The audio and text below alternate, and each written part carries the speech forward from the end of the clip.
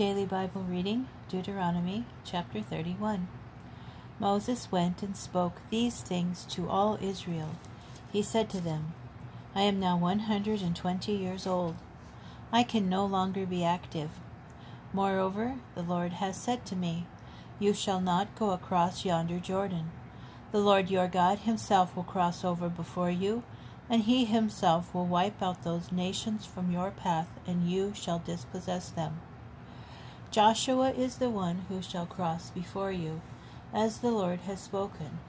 The Lord will do to them as he did to Sihon and Og, kings of the Amorites, and to their countries, when he wiped them out.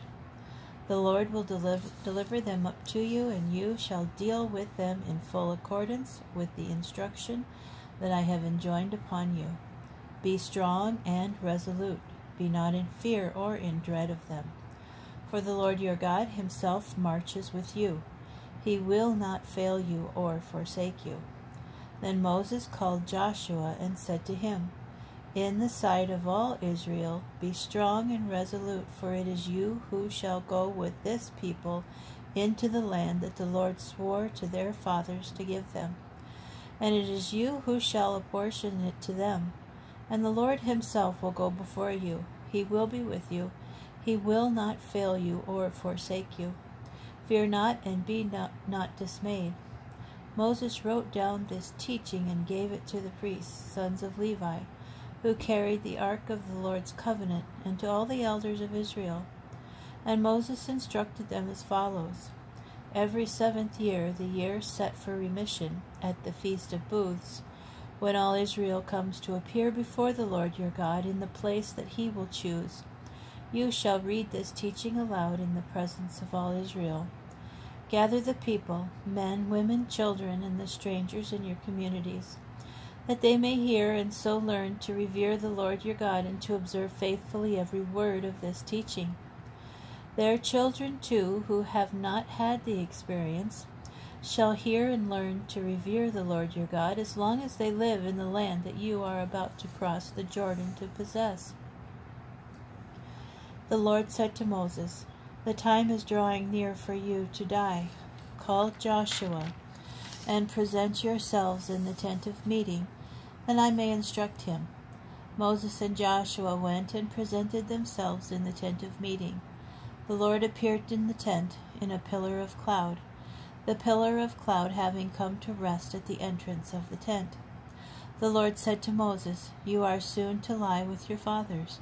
This people will thereupon go astray after the alien gods in their midst, in the land that they are about to enter.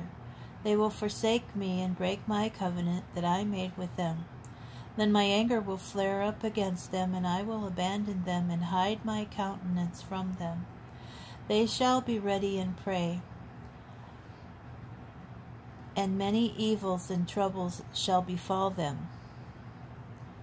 And they shall say on that day, Surely it is because our God is not in our midst that these evils have befallen us. Yet I will keep my countenance hidden on that day, because of all the evils they have done in turning to other gods.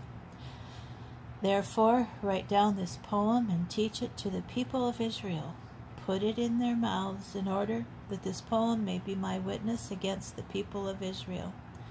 When I bring them into the land flowing with milk and honey that I promised on oath to their fathers, and they eat their fill and grow fat and turn to other gods and serve them, spurning me and breaking my covenant, and the many evils and troubles befall them, then this poem shall confront them as a witness, since it will never be lost from the mouths of their offspring.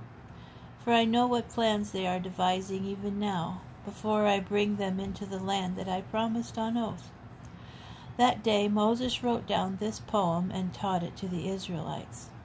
And he charged Joshua son of Nun, Be strong and resolute, for you shall bring the Israelites into the land that I promised them on oath, and I will be with you. When Moses had put down in writing the words of the teaching to the very end, Moses charged the Levites who carried the ark of the covenant of the Lord, saying, Take this book of teaching and place it beside the ark of the covenant of the Lord your God, and let it remain there as a witness against you. Well, I know how defiant and stiff-necked you are. Even now, while I am still alive in your midst, you have been defiant toward the Lord. How much more then when I am dead? Gather to me all the elders of your tribes and your officials, that I may speak all these words to them, and that I may call heaven and earth to witness against them. For I know that, when I am dead, you will act wickedly, and turn away from the path that I enjoined upon you, and that in time to come misfortune will befall you for having done evil in the sight of the Lord, and vexed him by your deeds. Then Moses recited the words of this poem to the very end, in the hearing of the whole congregation of Israel.